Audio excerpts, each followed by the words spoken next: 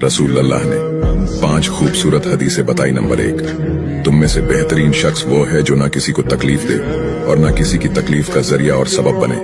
Number 2, जो शख्स दिन में 10 मरतबा सूरतुल इखलास पढ़ेगा, यानी कुल हु अल्लाहु अहद, ये पूरी सूरत पढ़ेगा, अल्लाह ताला जन्नत में उसके लिए महल बना देंगे। नंबर 3, जो शख्स हर फर्ज नमाज के बाद 1 मरतबा आयतुल कुर्सी पढ़ने का मामूल बनाएगा, तो उसके और जन्नत के दरमियान सिर्फ मौत का फासला होगा, यानी वो शख्स मरते ही सीधा जन्नत में जाएगा।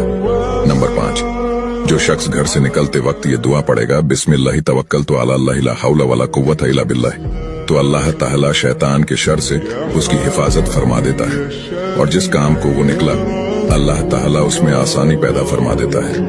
नंबर 5, रसूल अल्लाह ने फरमाया, वो शख्स हरा भरा रहे, हंसता खेलता रहे, जो शख्स मेरी हदीस सुने उसको महफूज रखे और उसको दूसरों तक पहुंचाए।